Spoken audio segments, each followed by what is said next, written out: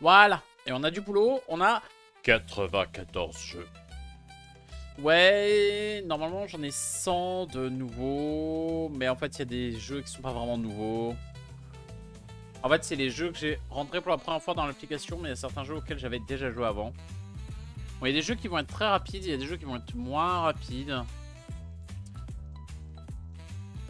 Je vous donne des super infos là quand même. Hein. Mais voilà. Globalement, on va papoter. N'hésitez pas du coup à me dire ce que vous en pensez si vous les connaissez. Il y a des jeux assez vieux, mais il y a des jeux qui ne sont pas encore sortis. Alors du coup, c'est pas gagné que vous connaissiez tout ça. Voilà. Par exemple, le premier, on va attaquer. Le premier jeu de cette sélection, c'est Yubibo. Yubibobo. Alors, Yubibo, qui va sortir chez Origames, qui est donc de Akiyama Koryo, qui a fait Keshamo, Sail Legacy, etc. Du coup, Yubibo, c'est un petit jeu d'adresse coopératif qui va être bien rigolo. En fait, vous allez piocher une carte à votre tour qui va vous dire sur quel doigt il faut mettre un bâtonnet, et vous allez devoir le tenir avec le même doigt chez quelqu'un d'autre. Et du coup, bah, le premier bâtonnet qu'on met, ça va. Le deuxième, ça va. Et on va se retrouver assez rapidement dans des situations un peu loufoques comme celle-là, où il y a des bâtonnets dans tous les coins. Et l'objectif, évidemment, c'est juste de ne pas les faire tomber. 15 € à sa sortie, ça devrait pas trop tarder, si je ne m'abuse. Là, c'est pas écrit précisément, mais ça devrait pas trop tarder de souvenir. On a fait une semi-partie. Bon, on était 3, je suis pas sûr que ça soit optimal, 3. Mais c'était rigolo et ça laisse présager. Ça laisse présager d'un jeu qui va être plutôt cool. Moi, je le mettrais en très sympa. C'est pas un grand coup de cœur. Est-ce que je vais l'acheter? Peut-être. Je vais hésiter en tout cas parce que c'est le genre de petit jeu d'adresse qui peut être très cool. Voilà. Donc, pourquoi pas. Hop. Ensuite, jeu numéro 2. Plus que 93. Yaksa, je pense que ça se prononce plutôt ch, mais bon. Qui est sorti le 13 septembre 2024, un jeu de Baptiste Vaiana et de illustré par Julien Picot. Donc ça, c'est disponible chez Wilson. Ah, pas d'autres jeux au compteur. Alors, Yetcha, c'est un petit jeu.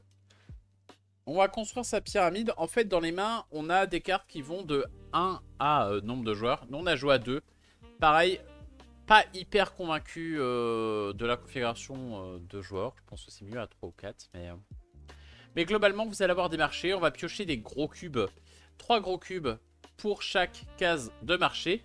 Et une fois que c'est fait, eh bien, on va choisir simplement quelle case de marché est-ce qu'on veut. Est-ce qu'on veut la bleue, la verte, la rouge ou la jaune? On choisit tous. Si on est le seul à avoir misé sur une couleur, ben on remporte les cubes qu'il y a dessus et il ne se passe rien de plus.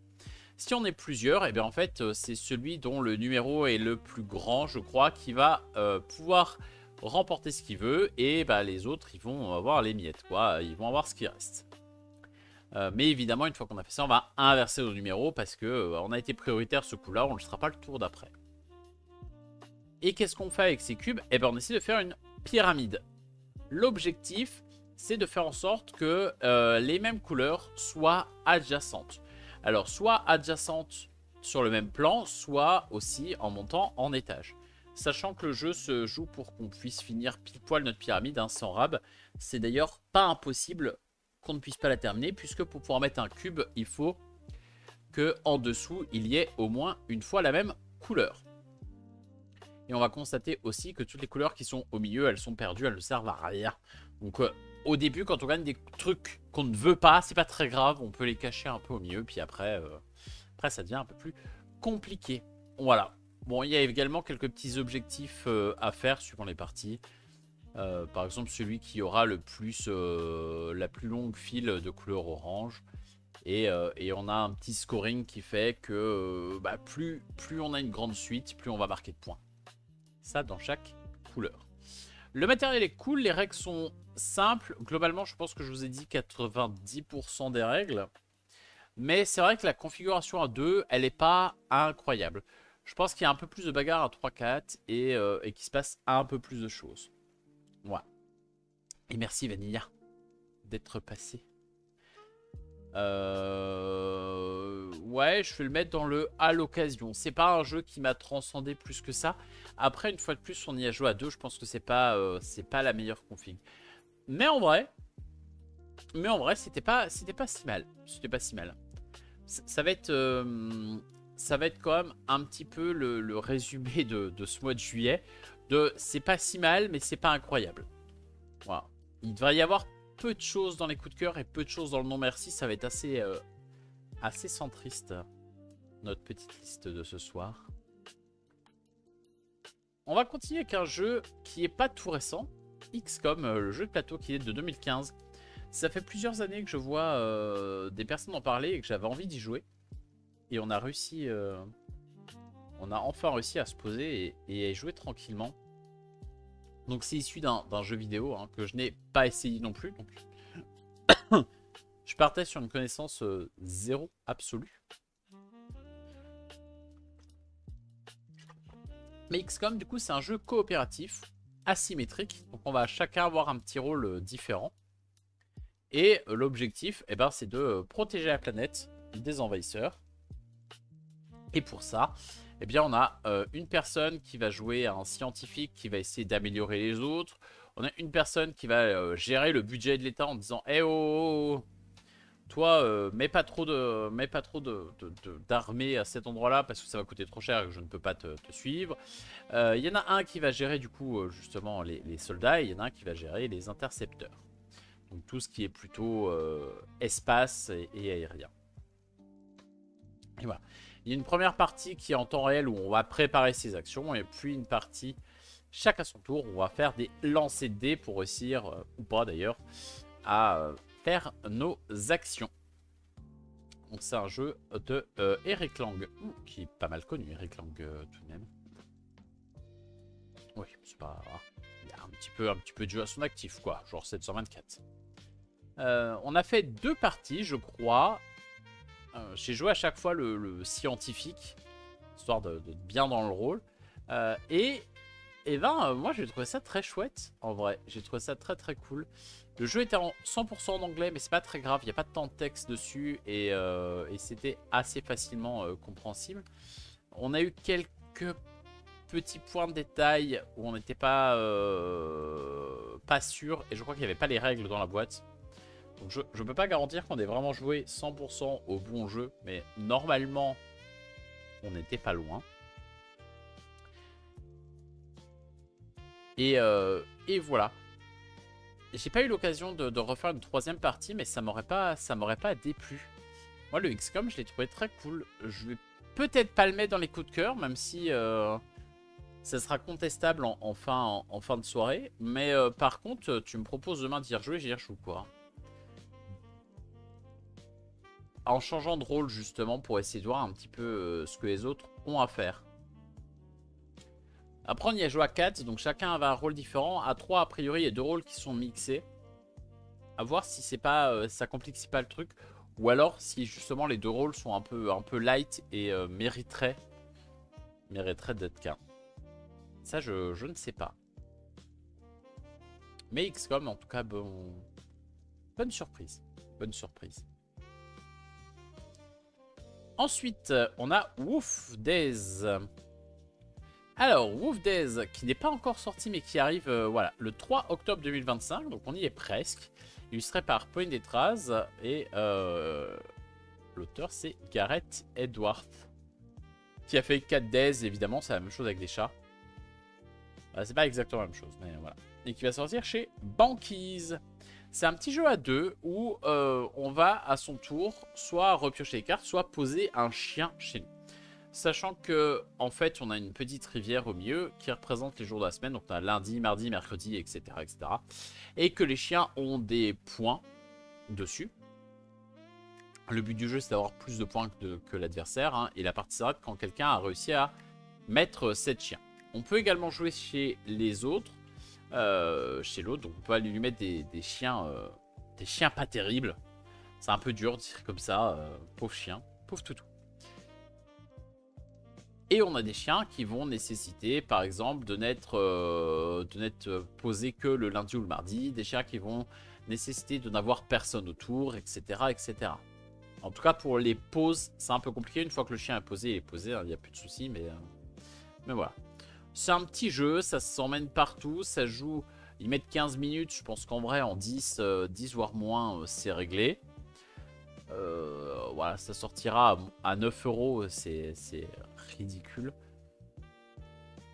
Bon, ça va pas beaucoup plus loin que ça quoi, mais en vrai, dans le style Solstice et compagnie, j'aurais tendance à préférer peut-être Wolf Days.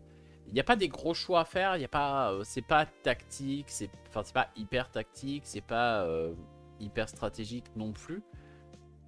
Mais globalement, ça prend pas de place, ça se joue pas mal. Et voilà, c'est pas le jeu qui me transcende non plus, une fois de plus. Mais c'est du 7 ans et plus, je veux dire, pour jouer avec un enfant quand t'attends quelque part, ou quand tu prends le train, ou quand tu prends ça. Franchement, c'est pas si mal. Donc je vais mettre dans à l'occasion, hein, c'est pas un jeu qui m'envoie du rêve. Je pense pas spécialement l'acheter moi. Mais je vois un public potentiel qui pourrait apprécier. Titles. On fait l'alphabet à l'envers, hein, comme à chaque fois. Du coup, on n'est pas au T parce qu'on arrive au bout, on est au T parce qu'on est au début. Titles. Ça, c'est un jeu qui est sorti en 2021 chez nos poteaux de Kiff Edition. C'est un jeu de Vinka qui a fait Titles et Mixart. Ok. Titles, qu'est-ce que c'est? Et ben en fait, c'est pas un jeu de culture, mais un peu quand même. C'est un jeu où on va avoir une étiquette posée, par exemple minuit. Et nous, on va devoir en jouer une sur un des côtés, en mode mot fléché. Et si je le mets à côté,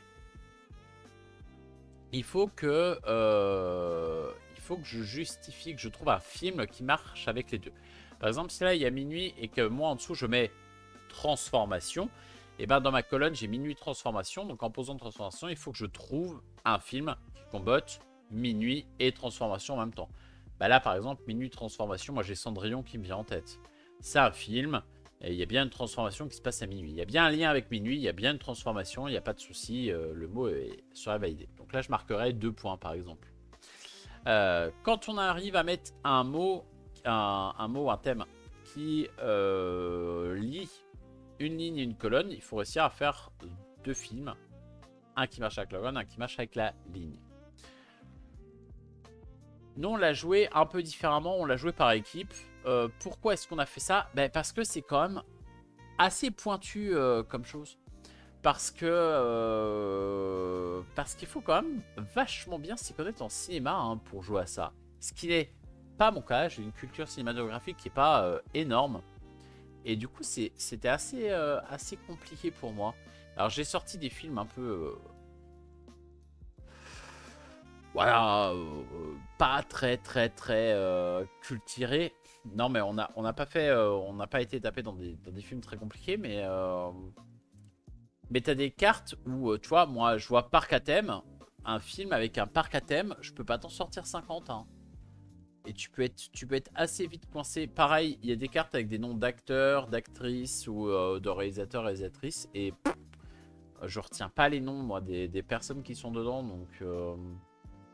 Donc compliqué. Compliqué. En vrai, le même jeu avec des jeux de société, genre Meeple, cartes, dés, peut-être que je rigolerais. Mais là, sur des films... voilà, j'y ai joué parce que l'ambiance autour de la table, enfin les gens voulaient et qu'il y avait une bonne ambiance, mais Moi, je vais mettre dans... En vrai, je vais le mettre dans non merci. Moi, je le mets dans non merci, mais si vous êtes cinéphile et que ça vous intéresse, allez-y. Hein, mais c'est pas mon cas. Raconte-moi tout, Audrey, vas-y. Un mec qui veut pas acheter car il veut des infos sur un truc qu'il ne peut pas. Ah, bah... Raconte-lui... Raccroche-lui au nez, hein. Non, bah arrête de répondre ou te prends pas la tête. Après Titles, on va partir sur Ticket Gagnant. Ticket Gagnant.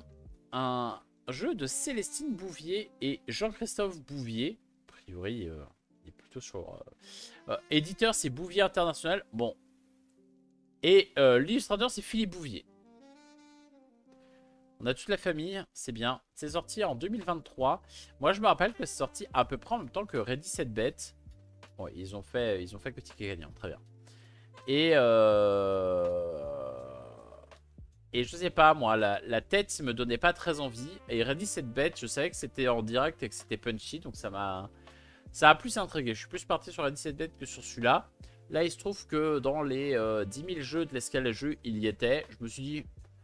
Qu'est-ce qu'on risque à y jouer? C'est un petit jeu ambiance avec des courses et chevaux. On se lance, on y va, c'est parti. Et comment ça joue Ticket Gagnant? Bah, Ticket Gagnant, en fait, on va chacun avoir des cartes en main. Entre 4 et 7, hein, c'est le premier joueur qui va décider. Et on va y avoir une petite carte où on va pouvoir miser sur le premier, le deuxième, le troisième. Ou un peu moins. On peut miser que sur un ou deux chevaux si on veut. Les chevaux vont commencer sur la ligne de départ et ensuite, chacun de tour, on va jouer des cartes qui vont faire avancer ou reculer certains chevaux. Ou alors les faire se téléporter à côté d'autres chevaux. Et globalement, la course, elle se passe comme ça. Une fois que la course est terminée, on regarde qui est devant, qui est derrière. Et on voit qui a gagné et qui a perdu. Si on a des pronostics qui sont bons, on marque les points qui sont en dessous. Si on les avait pronostiqués dans les 3 premiers et qui sont vraiment dans les 3 premiers mais pas à la bonne place, on marquera 3 points. Et sinon, on va perdre des points parce qu'on a misé sur le mauvais cheval. Voilà.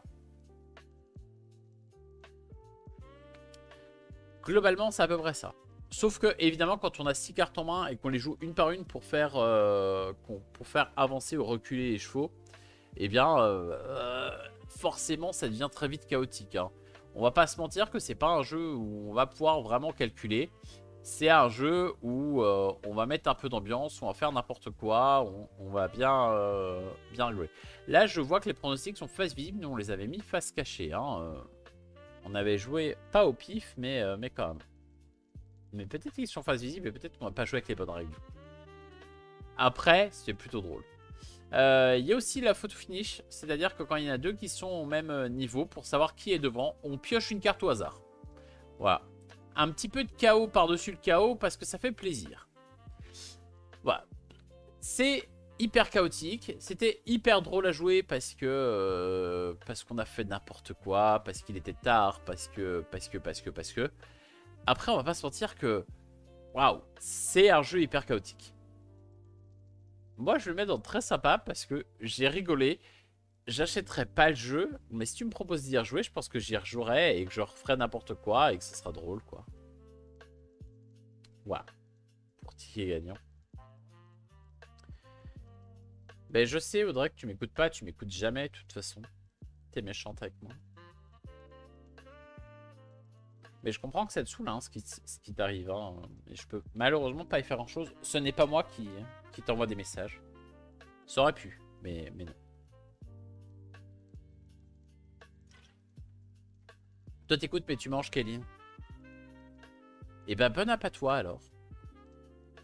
Ouais, là, il nous reste encore un petit paquet de jeux à faire. Hein. Tu finis à 20 h, ça va. Courage, Audrey, 13-25 minutes. T'y es presque. Ensuite, Thésaurus, le futur gros jeu de Cédric Millet qui va sortir chez Super Meeple. Pour l'anecdote ou pas d'ailleurs, c'est un jeu qui a été signé il y a 7-8 ans et qui ne sort que maintenant. Donc, il faut partir du principe que le jeu a 7-8 ans. Il a été évidemment développé après pour être perfectionné, pour arriver tel qu'il est là, mais on peut sentir qu'il y a des petites idées qui étaient avant.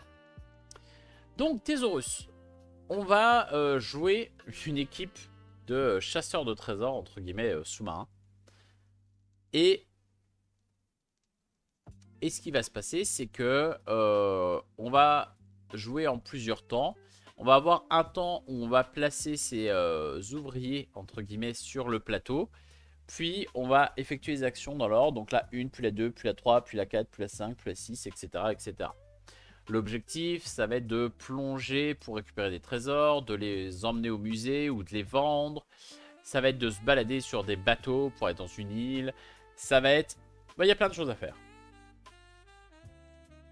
La première chose qu'on va avoir au tout début, donc on a un tableau personnel comme ça avec différentes colonnes et en fait l'argent qu'on gagne au tout début de la partie et qu'on gagnera en chaque début de manche, il va falloir le placer, mais on le place pas n'importe comment parce que chaque colonne permet de faire différentes actions et en fait si je mets de l'argent dans une colonne, c'est de l'argent qui ne me servira que à faire cette action là, c'est à dire que si je veux faire une autre action, je ne pourrai pas utiliser cet argent là à moins de payer pour faire des virements bancaires. Globalement, c'est comme si on avait plusieurs comptes en banque et que un compte égale une action.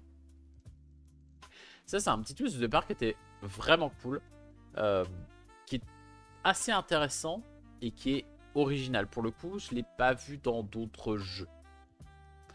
Mais suite à ça, le reste du jeu, on a joué 2 heures et quelques, on était 4 et on n'a pas eu le temps de terminer la partie. On a dû jouer 2-3 heures. Il manquait une bonne manche. Ça aurait été plus vite après évidemment parce qu'on était dedans, hein, mais on a joué en festival, temps limité, tout ça. Enfin, ça se comprend largement. Donc c'est un peu dur de dire ce qui se serait passé si on avait eu le temps de tout terminer. En revanche, le jeu me paraît quand même un peu long. Les phases de je pose les meeples et après je fais les actions une par une, c'est un peu daté. On sent que le jeu est un peu... en fait, il est récent et vieux en même temps. C'est un peu triste à dire, mais il a les problèmes des deux, quoi. Il sort maintenant, mais les idées ont 7-8 ans. Soit dit, c'est le cas de beaucoup de jeux actuels, mais bon. Pour le reste, c'était plutôt intéressant. Est-ce que j'y rejouerai? Peut-être. Ça me dérangerait pas de faire une vraie partie pour voir vraiment où le jeu veut nous emmener. Après, j'ai pas envie d'aller approfondir plus que ça.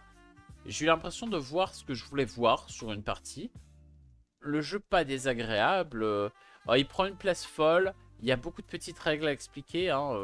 Pour le coup, on nous a expliqué les règles de façon cadrée, nickel, vraiment bien. Mais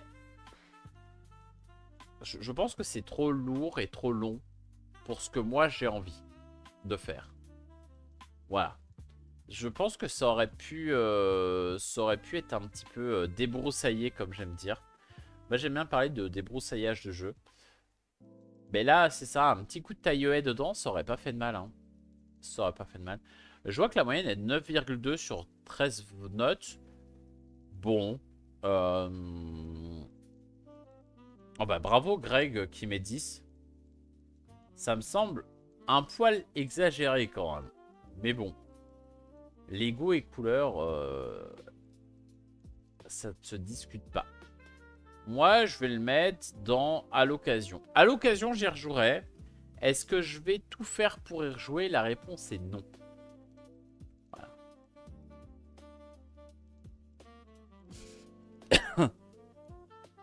On retourne sur du gros jeu. On va aller sur les Druids of Edora, qui est le futur Feld qui va sortir chez Ravensburger là dans quelques temps. D'ailleurs, il faut se faire attention à Ravensburger, c'est plus... faut avoir un peu moins en tête l'image des vieux jeux un peu démodés. Ravensburger, ils sont en train de se reforger une image assez nouvelle et assez populaire, on va dire. Donc là, il y a eu 2 notes, un 7 et un 9. Les druides of Edora, est-ce que je peux le trouver là? Parce que il n'y a pas de photo ici. Yes. Est-ce qu'il y a des photos? Non. Bon, il y a le dos de la boîte, ça sera pas si mal. Les vieilles boîtes là. Non mais Ravensburger, tout le monde a des boîtes Ravensburger chez lui. Mais c'est en général les vieilles boîtes un peu dégueu. Genre si tu fais un vide-grenier, t'es sûr de trouver du Ravensburger partout. Hein. Le petit coin bleu marqué Ravens, ça parle. Ça parle, c'est sûr, tout le monde connaît. Et avec celle des puzzles aussi. Tout à fait. Mais là, ils tapent quand même, ils essaient de faire des jeux plus modernes et plus aguicheurs quand même. Donc Druid of Edora, c'est un jeu qui va se jouer en un nombre de manches fini. Parce que on va jouer tous les tours 1 dé et que bah, quand il n'y a plus de dé, il n'y a plus de dé. Hein, on va pas jouer plus. Globalement, on a notre petit tableau là. On a un petit bonhomme qui va se balader sur le terrain là. Il va suivre les chemins, voilà, etc. etc. Chaque fois qu'il bouge, il va consommer de la nourriture. Quand on va arriver quelque part, eh bien, en fait, on a différentes actions qui sont possibles, comme construire des monuments qui vont nous apporter des bonus, récupérer des petits jetons qui vont nous apporter des bonus. Plein de choses à la Feld qui font des points à droite, à gauche, histoire de finir avec du 200 points de victoire en tout. Les petits trucs intéressants, c'est que sur chaque... Déjà, sur chaque zone ici, bah, quand on prend une action, elle est plus disponible pour les autres. Logique. Et aussi, en fin de partie, le dé de plus haute valeur va pouvoir être récupéré par son propriétaire. Et ça lui rapportera des points de victoire. Donc si je viens avec un 1, ça me coûte 1 de nourriture. C'est pas cher, mais je risque de le perdre plus tard. Si je viens avec un 3, ça me coûte 3 de nourriture. Mais j'ai peut-être un peu plus de chance de pouvoir remporter la majorité en fin de partie.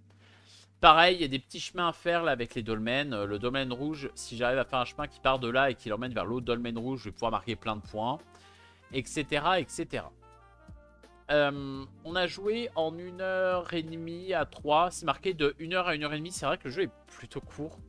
Le jeu est plutôt rapide une fois que tu es dedans. En fait, les premiers tours sont assez longs. Et puis après, tu n'as plus assez de ressources et de nourriture pour te poser les questions de qu'est-ce que je peux faire et qu'est-ce que je peux pas faire.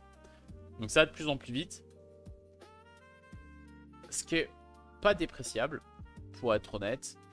Moi, j'ai très envie d'en refaire une. La première m'a un petit peu laissé sur la fin parce que les 2-3 premières actions, bah, comme je l'ai dit, elles sont censées être longues. Mais si tu te rates sur ces 2-3 premières actions... En fait, au début, tu sais pas où tu vas. Tu sais pas ce que tu peux faire, tu sais pas ce que tu veux faire, tu sais pas ce que le jeu peut te permettre de faire. Une fois que tu as fait une partie, tu vois un peu plus clairement ce que t'aurais pu faire. Et du coup, je pense que le refaire une deuxième fois, moi, ça me tenterait vraiment bien. C'est un Feld, hein, donc c'est carré, ça marche, ça tourne. Voilà. Moi, je vais être dans encore la prochaine parce que j'ai vraiment envie d'en faire une. Après, est-ce que c'est le meilleur Feld? Je pense pas. Mais est-ce que c'est le pire? Je pense pas non plus. J'aime bien les couleurs. Bah, écoute, oui, c'est pas... C'est très vert parce que t'es un druide qui te balade dans une forêt. Mais chaque joueur a sa petite couleur qui est plutôt pas mal. Après, nous, on a joué avec une boîte type prototypaire, donc c'est pas le matos définitif. On va espérer que ça soit un peu plus joli après. En avant pour The Crew Family. Il y a une seule note et c'est un 9. The Crew, c'est peut-être mon jeu de cartes préféré maintenant, ou presque. En tout cas, c'est un jeu qui m'a touché, sur lequel j'ai passé un nombre d'heures un peu trop grand. Non, on joue jamais trop à The Crew. The Crew, c'était en gros de la belote coopérative. Donc, on essaie de faire des plis. Il y a des objectifs. Par exemple, moi, il faut que je récupère le 4 bleu. Toi, il faut que tu récupères le 9 vert. Toi, il faut que tu fasses ci, etc., etc. Le deuxième est ressorti avec le petit twist de faire que les objectifs n'aient pas juste des cartes à prendre. Par exemple, moi, je dois prendre plus de vert que de bleu. Toi, tu dois pas prendre de rose. Toi, tu n'as pas le droit de commencer un pli avec du bleu. Donc le 2, pareil, il a tout explosé. On a refait la campagne 2 fois. Enfin, incroyable. Dans l'espace, c'est The Crew 1. Ouais, c'est ça. C'est le premier. Le 2, il se passe sous l'eau. Et le 3, donc The Crew Family. Enfin, c'est pas vraiment le 3, c'est un The Crew Family qui est là pour les enfants. Bon, à mon avis, si tu joues contre enfants, tu vas galérer à mort. Mais quelle est la différence avec celui-là? Avec celui-là, il y a moins de cartes. Puisqu'on a juste 3 couleurs. Il n'y a plus d'atouts. En fait, il n'y a plus vraiment de plis non plus. Il n'y a plus grand-chose en commun, quoi. C'est juste qu'ici, on va avoir des objectifs en fait à chaque manche. Par exemple, une qui va nous dire bah faut absolument avoir joué le 3 rose, le 4 vert et le 5 bleu. Pour ce faire, à ton tour, tu vas jouer une carte. Quand tu joues une carte, bah il se passe rien. C'est juste que le joueur suivant, il est obligé de jouer soit de la même couleur, soit de la même valeur. Et là, je trouve qu'on se rapproche plus d'un Uno que d'une belote. Puisque tout ce que tu peux dire aux autres, en fait, enfin tout ce que tu peux permettre aux autres, c'est d'aller jouer soit sur la même ligne, soit sur la même cote que ce que tu viens de jouer. Quand tu vois les objectifs, tu sais assez vite ce qu'il faut faire, ce qu'il faut pas faire. Surtout que tu as des petites cartes bonus ici qui te permettent un peu de modifier les règles justement de placement. Et voilà, tu perds aussi la petite nuance de je montre une carte pour dire que c'est ma seule verte par exemple. Là, tu peux juste montrer une carte. Tu peux pas dire si ta plus petite, ta seule ou ta plus grande. Globalement, tu vas montrer une des cartes en général qui est indispensable pour l'objectif. Et voilà. Bon, on a fait 2-3 parties. Après, on n'était pas en famille. Nous, on était entre adultes. Donc, je pense que ça perd de son intérêt. Mais, je sais pas. Je suis pas sûr d'avoir très envie de le recommander à fond celui-là. Moi, je vais le mettre dans Mouais. Après, est-ce qu'en famille, ça va pas cartonner? Je ne sais pas. C'est possible que si. Mais j'attendais tellement d'un The Crew que je me suis dit même plus simple. Si ça me procure un peu de sensation, c'est déjà bien. Et là, c'était pas le cas. Donc malheureusement, The Crew Family, pour moi, c'est pas une très grosse réussite. Terre de Loup, qui est sorti le 25 juillet 2025. Donc je pense que j'y ai joué une semaine avant sa sortie, à peu près. Terre de Loup, c'est un jeu à deux, style Shoten Toten, c'est-à-dire qu'on va avoir des emplacements au milieu, et on va venir jouer chacun son tour une carte de chaque côté pour essayer de capturer la zone, entre guillemets. Sauf que c'est aussi un jeu de pli. C'est-à-dire que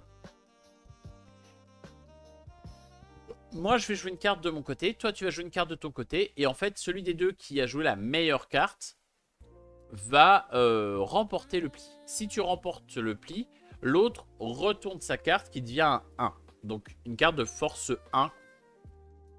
Parce qu'on va voir qu'une carte 5, 6, etc., etc.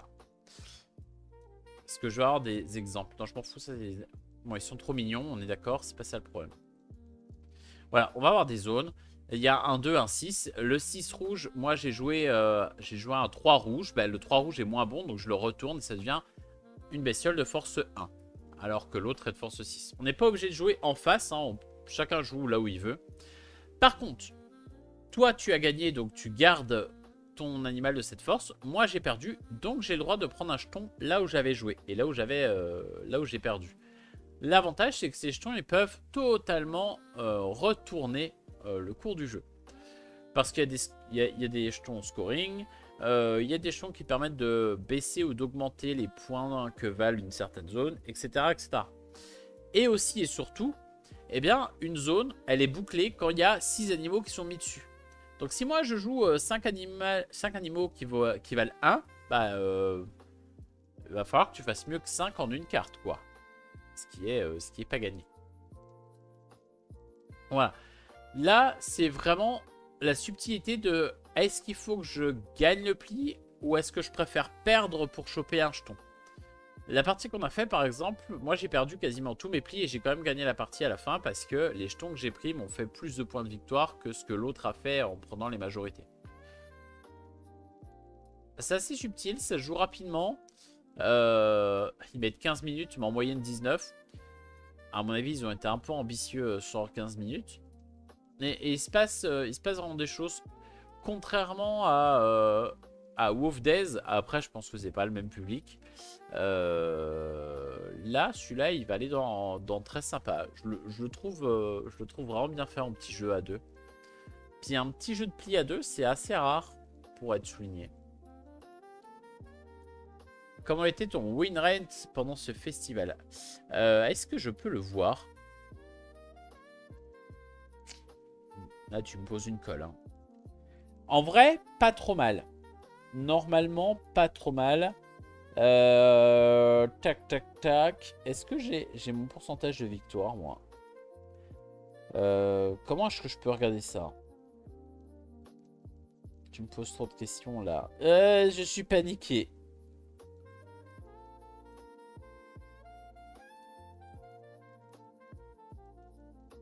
Ah, j'ai... Oh. Ouais, pas mal. J'ai 70% de victoire, ce qui me semble... Ah non. 34%. Oui, mais je crois que ça me met pas que sur juillet.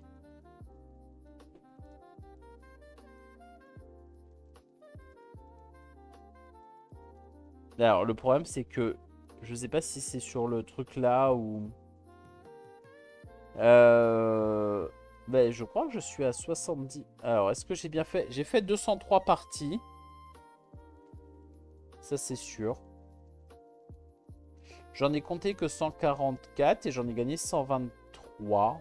Donc, j'aurais tendance à dire que j'ai vraiment 70% de victoire.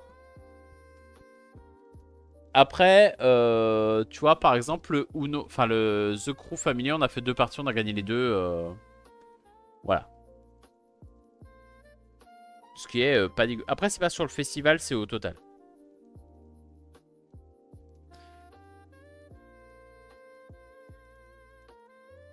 Mais je suis pas sûr que ça soit ça, en vrai. Je ne sais pas. Ah, nombre de jeux différents joués, nombre de lieux différents, nombre de joueurs. Pourcentage de victoire basé sur les parties non ignorées. Chance de victoire calculée sur les parties non ignorées. Bah, pourcentage de victoire sur les jeux non ignorés, je suis à 70%. Voilà.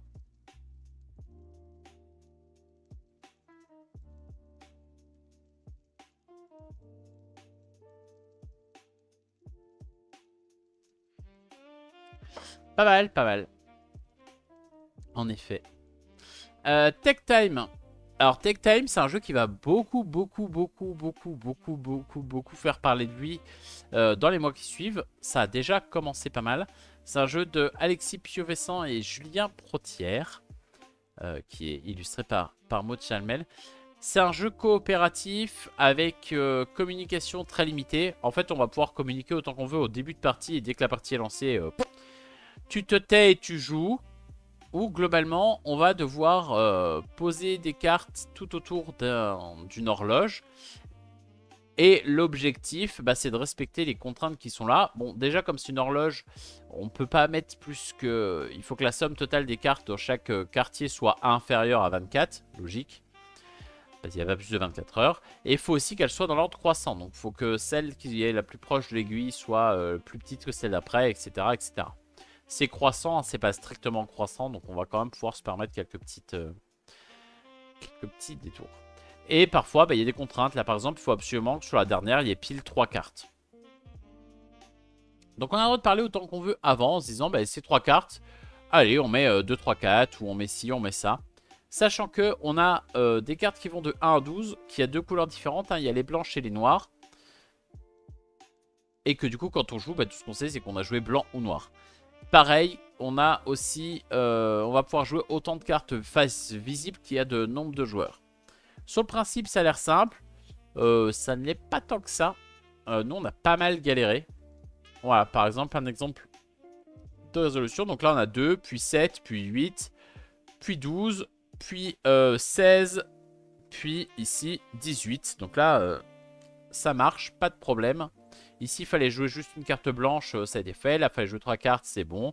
Donc là, niveau validé, on passe à la suite. Pourquoi le jeu fait beaucoup parler de lui? Parce que il reprend un peu tout ce que moi j'avais beaucoup aimé dans The Crew justement et dans The Gang. C'est-à-dire que tu perds, c'est pas grave, tu discutes de pourquoi t'as perdu et t'essayes de pas refaire la même chose après. Ah oui mais là on a perdu parce que là t'as mis un 5, moi je pensais que t'avais mis un 10, alors du coup j'ai joué ailleurs, machin. Et tu parles là-dessus, tu débats un petit peu de ce que tu as fait, de la stratégie qu'il va falloir appliquer après. Et c'est hyper intéressant. Le problème que j'ai avec ce jeu-là, c'est que je sais pas, j'arrive pas à avoir les bonnes discussions, j'arrive pas à comprendre ce qu'il faut faire et à essayer de le faire vraiment. Autant The Gang et The Crew, je trouvais qu'il y avait une certaine logique derrière. Tu t'adaptes à ton jeu, tu t'adaptes à ce que font les autres, etc. etc.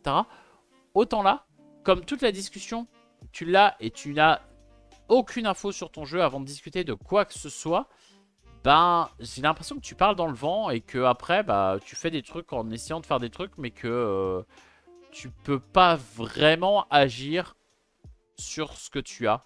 Et du coup, j'ai dû en faire 10 parties hein, de ce jeu parce que vraiment on était un peu on a joué à 3, on était un peu tous pareils à se demander ce qu'il y avait derrière.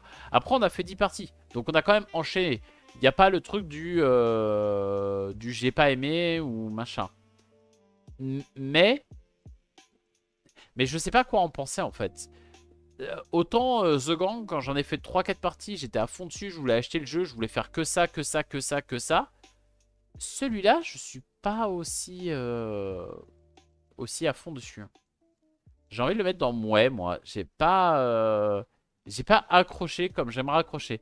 Mais par contre, il va faire du bruit. Les gens l'ont adoré. Il va sûrement cartonner. Il y a des chances que vous passiez un super moment dessus. Moi, je vais essayer d'y rejouer. Mais je sais pas. J'ai pas accroché. Mais par contre, si vous arrivez en y jouant à vivre les mêmes sensations que ce que moi j'ai vécu sur The Crew ou sur The Gang, bah allez-y, hein, franchement c'est assez incroyable ce que ces jeux-là ont pu procurer. Donc si celui-là procure la même chose chez d'autres personnes, allez-y. Allez-y. Là, moi je fais une tier list qui me concerne que moi, donc évidemment, il y aura d'autres avis qui seront différents, et c'est très bien comme ça. Sucré ou salé de Mad Emil Christensen.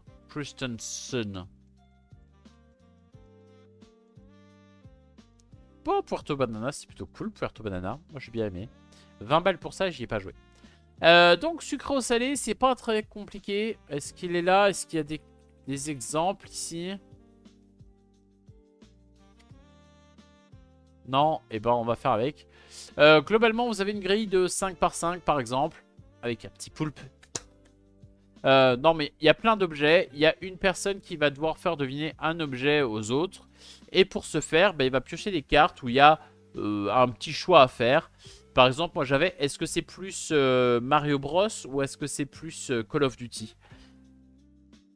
Des petits trucs à la sucre salée, quoi. Et on va dire, oh bah là, ce que vous cherchez, c'est plus Mario Bros que Call of Duty. Et donc les autres vont pouvoir éliminer des objets qui, selon eux, bah, sont plus Call of Duty que Mario Bros. Et à la fin, bah, l'objectif, c'est de retrouver l'objet qui avait été sélectionné au hasard par la personne qui fait deviner. Bon, ça révolutionne rien. Des jeux comme ça, on en a vu 150 000. Bon, ça a le mérite de faire créer des mini-échanges et des mini-débats qu'on n'avait pas trop vus.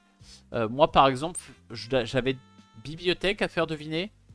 Et qu'est-ce que j'ai eu comme carte sur bibliothèque?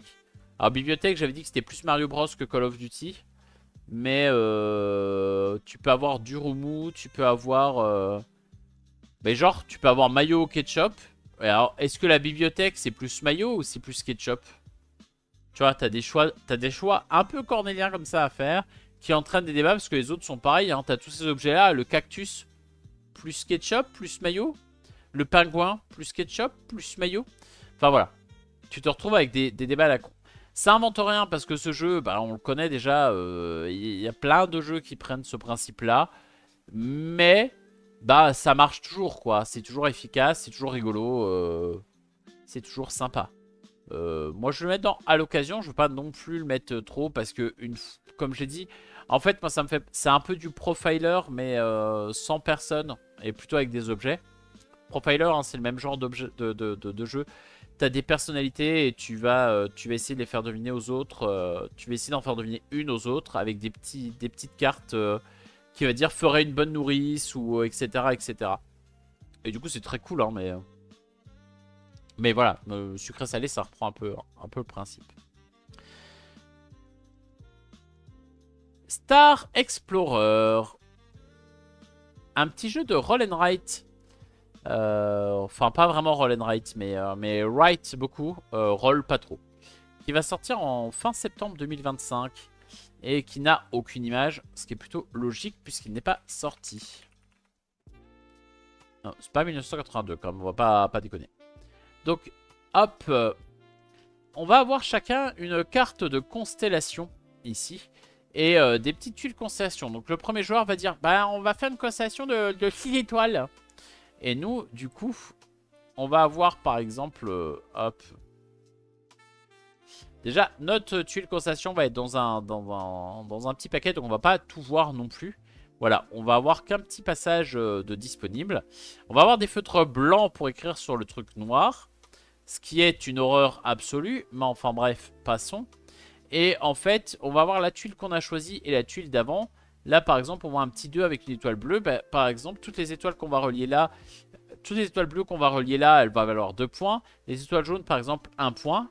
Et on va pouvoir marquer aussi 3 points si on a réussi à relier une bleue à une jaune. On va faire notre dessin. Enfin, notre dessin, notre constellation qui va apparaître dans le ciel. Ensuite, on va compter les points, donc les étoiles jaunes par exemple, les étoiles bleues et les liaisons. Puis, on va tourner de 60 degrés parce que ça se fait en 6 manches. J'ai un petit doute. Et on va tourner et du coup là, pareil, on va recommencer à faire des points, blablabla, blablabla. Et ben, moi j'ai beaucoup aimé le jeu. J'ai trouvé ça très cool à faire. Tu vois, à la fin, t'as un truc qui ressemble à ça avec tes constellations. Au début, tu t'étales et puis en fait, au bout de 4-5 tours, tu vois les anciennes qui reviennent. Ou celles qui sont au milieu, qui restent un peu tout le temps. Et t'es un peu bloqué, quoi. On va pas se mentir qu'il y a des fois, tu fais des dessins pas ouf parce que t'as pas trop le choix. Après, moi, en fait, je suis à pas grand chose de le prendre pour moi. Le problème, c'est que comme c'est en noir et qu'il faut absolument des feutres blancs, bah une fois que ton feutre blanc il est mort, et les feutres blancs, je sais pas, mais j'ai l'impression que ça a une durée de vie vraiment très limitée, et ben tu peux plus vraiment jouer au jeu, et ça me gave un peu. Il y aurait des vrais stylos, peut-être que j'aurais pu le prendre. Parce que je trouve le jeu vraiment, vraiment 5 pas à côté de ça. Déjà, c'est très joli, on a vraiment les constellations telles qu'elles sont. Putain, celle-là, je l'avais. Ouais. Le serpent. Mais un peu chiant, un peu relou le crayon blanc à utiliser. Mais à côté de ça, le jeu est cool, donc je vais quand même le mettre dans très sympa parce que... Ah, même à quand la prochaine? J'ai vraiment bien aimé, moi. Mais voilà, le matériel, ça me pose problème.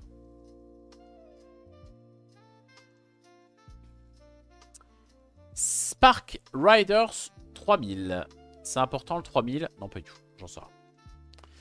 Un jeu coopératif dans l'espace où on va être à bord de notre vaisseau avec une application.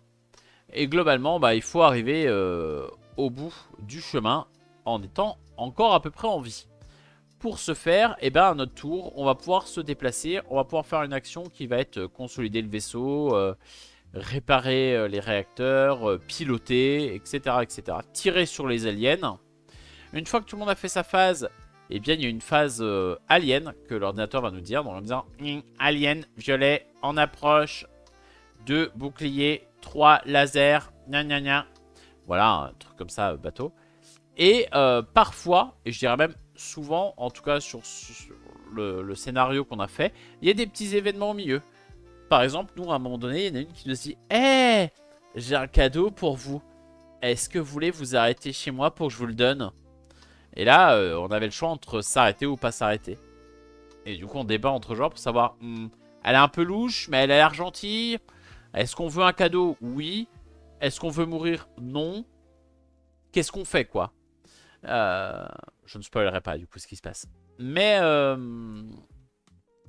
voilà, il y a plein de petits choix comme ça.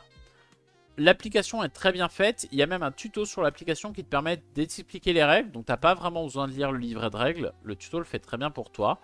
Le matos est chouette. La partie n'est pas spécialement longue. Ça doit être 1 heure, je pense, pour un scénar. Il y en a une vingtaine, je crois, dans l'application de base. Franchement, c'était plutôt cool. Ça joue en famille parce que t'as pas beaucoup de règles. Globalement, dès que t'as un truc à faire, tu lances tes dés et tu vois si ça marche ou ça marche pas. Est-ce que je le mets dans coup de cœur C'est un peu fort, mais je pense que je le mets dans le coup de cœur. Moi, j'ai très envie d'y rejouer. J'ai trouvé ça vraiment cool. Je pense que je vais faire d'autres scénars. Je pense que je vais continuer à faire d'autres scénars et que je vais passer un bon moment en y jouant.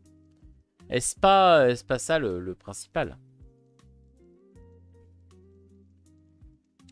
On va partir sur un jeu qui est beaucoup moins joli. Qui s'appelle SNCF France et Germanie. Qui, cela dit, est sorti il n'y a pas si longtemps que ça. En plus, je critique ça, mais... Un jeu de John Borer. Je crois que c'est un spécialiste des jeux de train. Ouais, Age of Sim, Age of Rail. Ce monsieur aime les trains. Et qui sommes-nous pour le juger? Ce monsieur a un problème avec les trains. Qui sommes-nous pour le juger?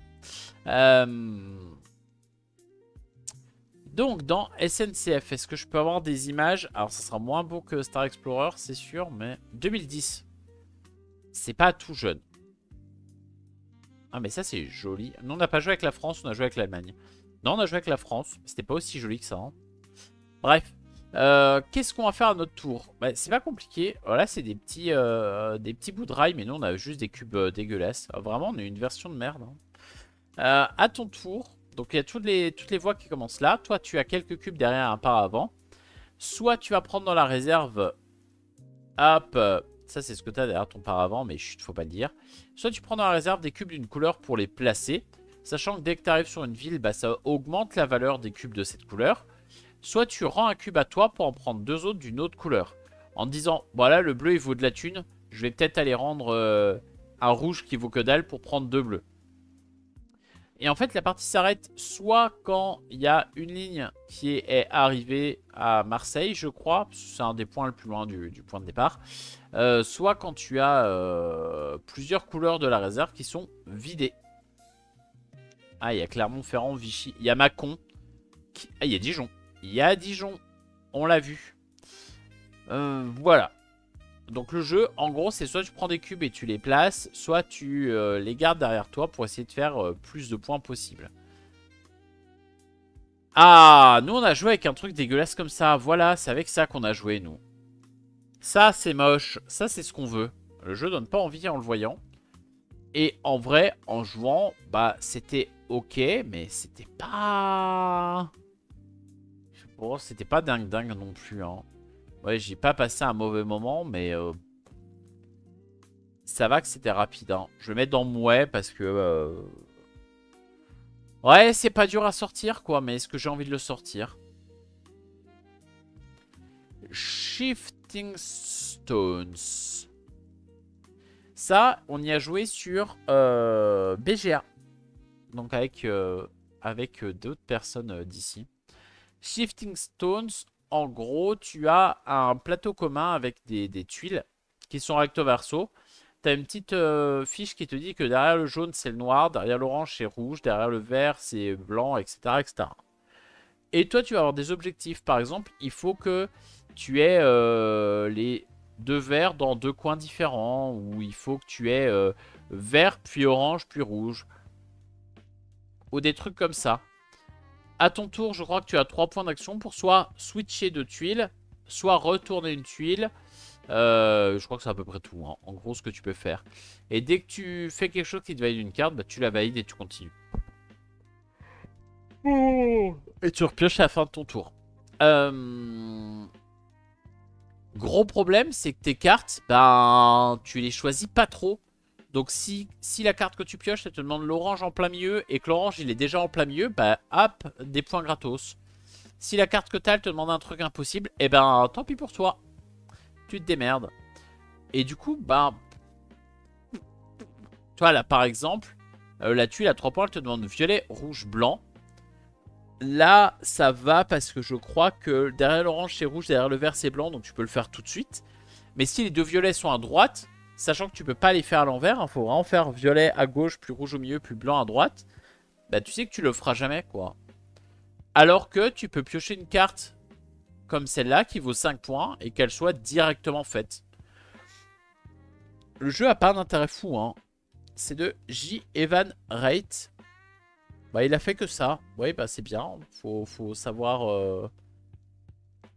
Ne laissez rien au hasard. Bah, en fait, si. Tu es tellement dépendant de la pioche d'objectifs que tu as que le reste, tu peux pas faire grand-chose. Donc ça, je vais mettre dans non merci. On a testé sur BGA. Je suis content d'y avoir joué. Je suis content de l'avoir essayé. Je suis content de plus jamais y rejouer. On va passer ensuite à un jeu allemand. Schleck und Weg. Ok. Un jeu avec des ours. Un jeu avec des ours et des chênes. C'est une expérience à vivre. Hein. Un jeu de 2002 aussi. Donc, on a des petits ours comme ça et une chaîne en métal. Merci Draconaute pour le lurk. Qu'est-ce qu'on peut faire avec des ours et une chaîne? Eh bien, c'est simple. On peut les mettre autour d'une piste. Le drago. Donc, ce qu'on va avoir, c'est que chaque joueur va avoir son ours placé sur une partie du disque. Et on va avoir chacun au début une petite goutte de miel sur son côté aussi. À son tour, on lance le dé. Là, par exemple, on a fait un fruit, je crois que c'est une mûre. Et on va prendre son pion et on va le pousser jusqu'à la ligne où il y a la mûre. Et en fait, en faisant ça, eh ben, ça va tirer la chaîne. Et ça va attirer les autres ours près du milieu. Et en fait, si tu fais tomber un ours au milieu, eh ben, tu récupères toutes les petites gouttes de miel que tu avais déjà fait tomber avant. Voilà, bah, globalement, vous avez à peu près toutes les règles. Là, ça va pas beaucoup plus loin que ça. Je trouve le principe rigolo parce que tu essaies de tirer les ours. T'as le truc de la chaîne. Enfin, je sais pas, c'est une mécanique que j'ai pas vue ailleurs. Alors, je comprends pourquoi, hein, mais j'ai quand même trouvé ça drôle. Et ça charrie, ça essaie de se pousser. Bon, c'est très déterminé par le lancer de dés, mais je sais pas, moi je trouvais ça plutôt rigolo. En vrai, comme petit jeu. Ça joue de 3 à 6, nous on a joué à 4, c'était bien, moi je vais le mettre dans très sympa. Petit jeu enfant, moi j'aime bien tester des petits jeux enfants de temps en temps, ça fait pas de mal. Tu prends les vieilles boîtes jaunes pas très propres qui donnent pas envie et puis des fois tu passes un bon moment. Riff Raff qui date de 2012, un jeu d'adresse.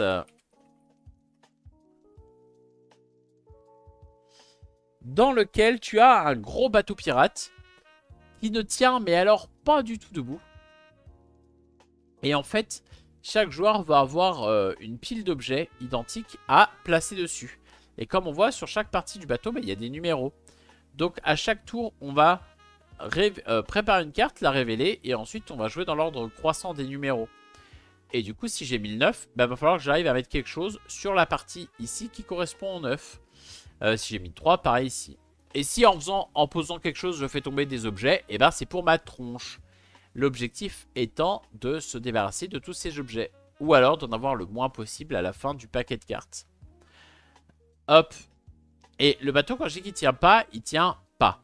C'est-à-dire qu'il n'est pas droit de base. Hein. Je vous les ai voulu. C'est voulu que ça soit pas... que ça soit pas bien mis. Du coup c'est fun comme jeu en vrai. C'est un petit jeu d'adresse qui joue très bien en famille, qui joue très bien... Oula, 1, 2, 3, 4... Ah bah il n'y a plus. Il y a des choses qui se balancent. Voilà, bon moi je suis pas doué pour ces jeux là, mais ça me fait toujours rire. Riff Raff, c'est à quand la prochaine? Parce que j'aime bien ce petit jeu d'équilibre. Bon je le mets... En fait je l'ai mis là, mais j'y ai déjà joué... Quizteric. Le petit bac qui fait perdre la boule. Ça, c'est débile au possible. Je sais même pas pourquoi ça a été édité, mais ça me fait quand même rire. Ça date de 2014. En fait, c'est un petit bac, c'est un espèce de petit bac où ce qu'on va faire au début, c'est abaisser un levier. Ça va tourner ça va tourner deux roues. Une qui indique une lettre, une qui indique un thème. Et du coup, après, il faut prendre les petites billes de sa couleur et essayer de les jeter dans ce truc-là en haut. Et le premier qui arrive à avoir sa bille là peut répondre au thème. Par exemple, on demande un fruit en C. Bah, t'es là, tu lances ta petite bille en espérant que ça tombe. Et en plus, comme c'est rond, la bille, elle peut tout tourner. Tu peux te faire avoir par quelqu'un qui lance sa bille après. Voilà. Bon, ça reprend le petit bac. C'est juste que tu jettes des billes dedans. En vrai, je suis pas sûr que ça soit incroyable. Mais moi, j'ai beaucoup rigolé. J'ai beaucoup rigolé en jouant. Je vais le mettre dans très sympa. Je pense que c'est complètement exagéré. Mais qui n'a pas envie de jouer à ça?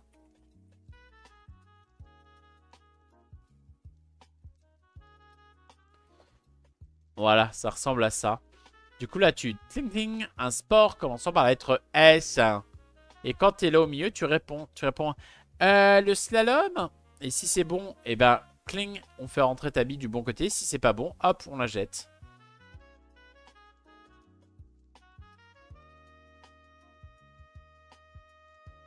On dirait des chewing-gums. Mais oui, ça fait machine à chewing-gum aussi. Regarde, il y a un monsieur qui s'éclate là. Bon, évidemment, c'est fait pour les gosses, hein, mais j'ai trouvé ça plutôt efficace, moi, quand même.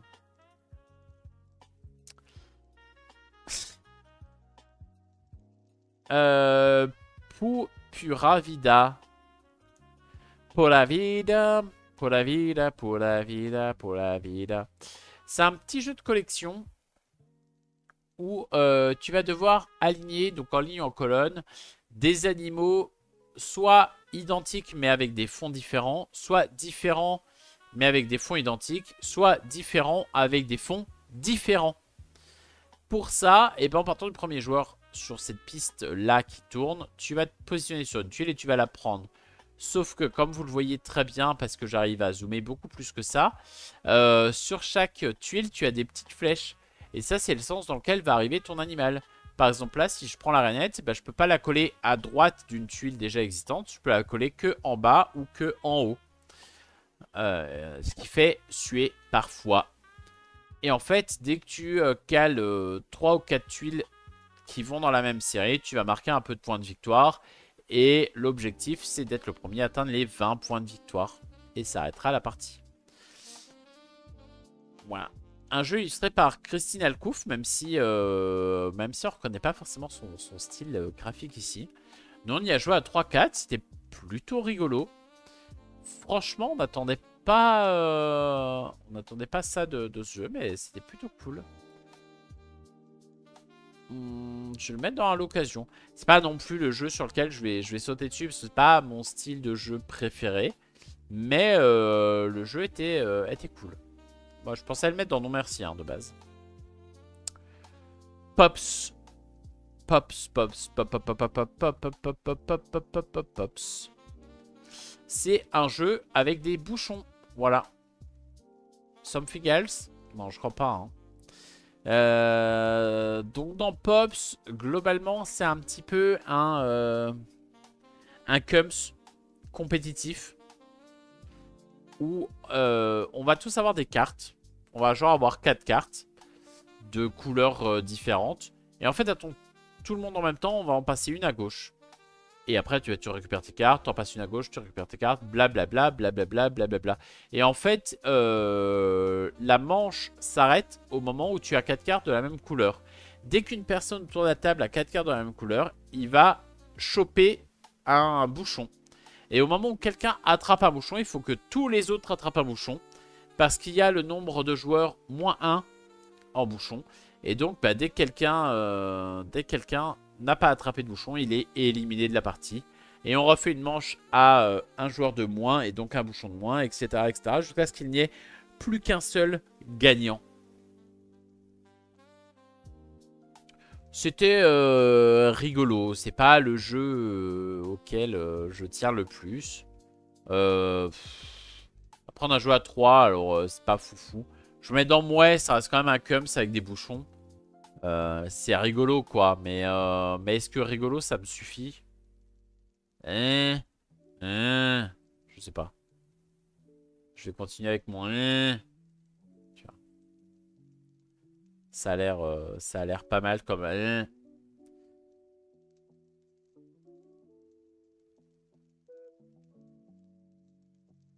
Plan de bataille de Yukihito Morikawa.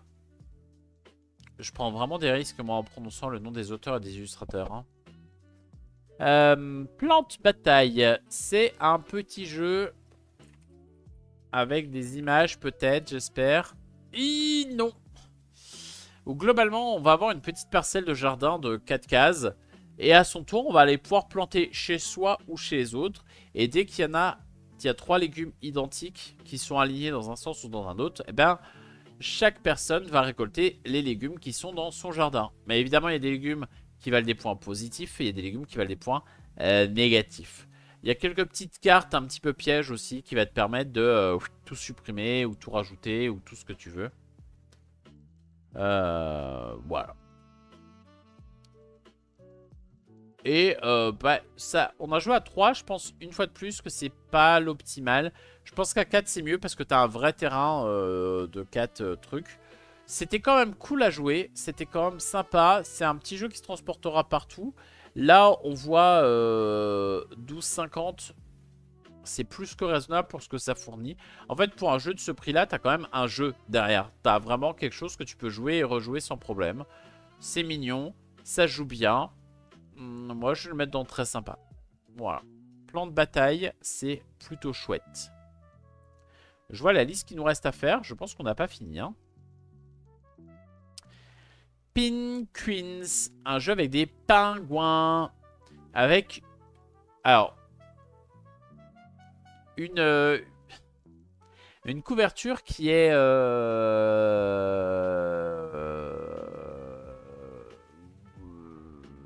Mais elle l'est, quoi. Elle l'est. Donc un jeu pour 6 ans et plus. Le jeu est pas très compliqué. À ton tour, il y a des petits poules. Donc le jeu déjà, plus 3 points. À ton tour, tu vas jouer une carte qui va correspondre à des couleurs. En posant ta carte, tu vas pouvoir venir chercher les tuiles qui sont dans les zones de couleurs là. Et tu vas les poser au même endroit sur ton plateau. Par exemple, là, c'est la tête du pingouin rose. Bah, tu vas le poser sur la tête du pingouin rose. Voilà. Tu vas faire ça jusqu'à ce que tu n'aies plus de cartes. Enfin, on va jouer chacun son tour. Hein. Sachant que à la fin, tu fais les points des tuiles qui sont reliées. Donc là, par exemple, j'ai 3 points pour celle-là. Plus 1, plus 2, plus 2. Ça, c'est les petites étoiles qui sont sur le côté. Celle-là, elle est toute seule. Donc, bah non. Il y a des petits objectifs qui se font en cours de partie. Par exemple, là, tu marques 3 points si tu arrives à finir une colonne entière. Là, tu marques 3 points si tu as une enceinte, un... et un... boum, boum, boum, boum. Là, tu marques 2 points si tu as 2 enceintes. Voilà. C'est très simple, très efficace. En vrai, pour du 6 ans et plus, c'était plutôt cool. Et c'est de Wolfgang Dirscholder et de Wolfgang Lehmann. Et moi, j'ai passé un bon moment dessus. Alors, tu réfléchis pas trop. À notre niveau, tu réfléchis pas trop. Mais je pense que pour les enfants de 6 ans, pas mal. Je vais le mettre dans l'occasion parce que moi, je vais pas foncer dessus non plus. Hein. C'est pas un jeu où waouh, je prends mon pied. Mais c'est pas le pire jeu que j'ai joué non plus. Piège obscur. Est-ce que j'ai joué à ce jeu-là parce que clair obscur? Oui. Dans Piège obscur, on est...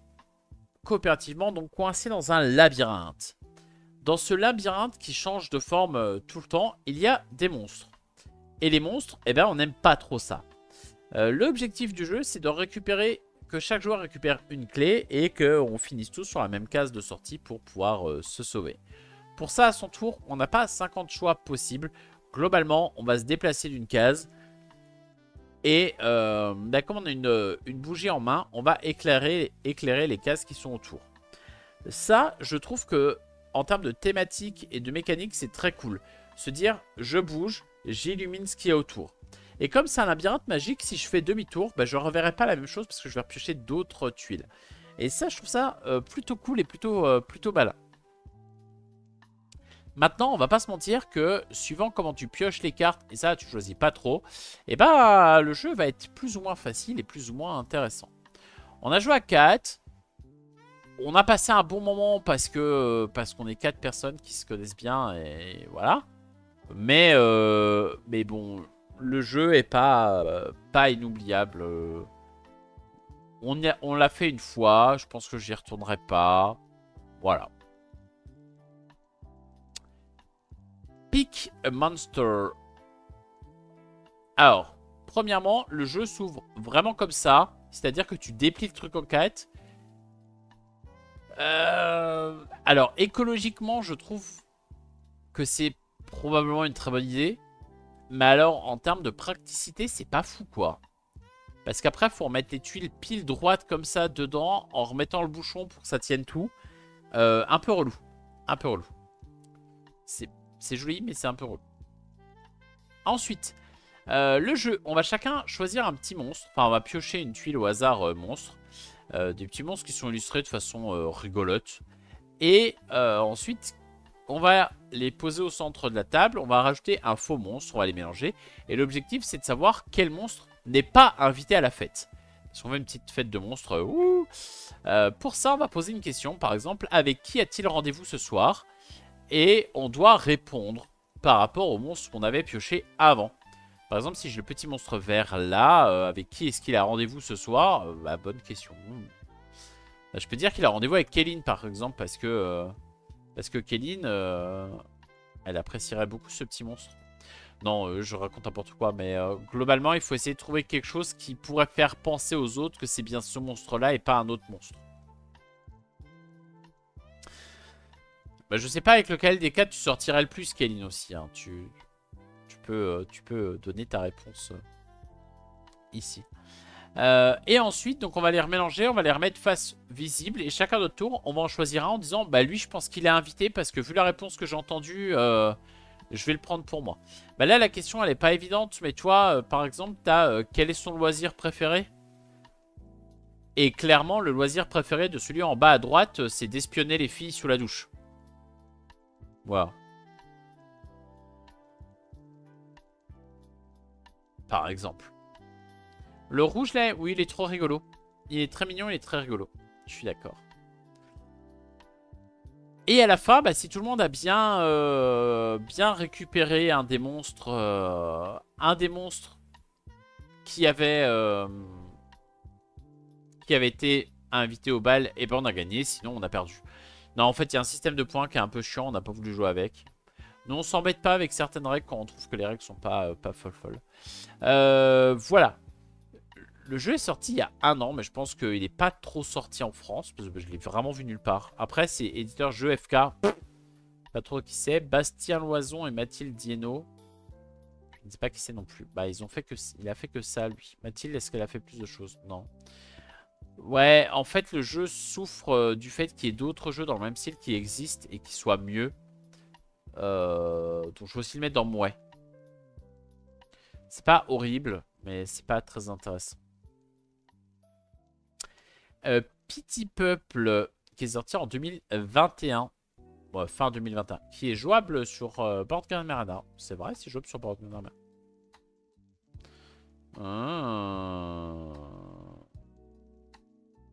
C'est une idée pour demain, ça. C'est bien, on se donne des idées parce qu'on joue les mercredis après-midi en live sur BGA. Donc, petit peuple. On a chacun un petit peuple et on a une torgrue.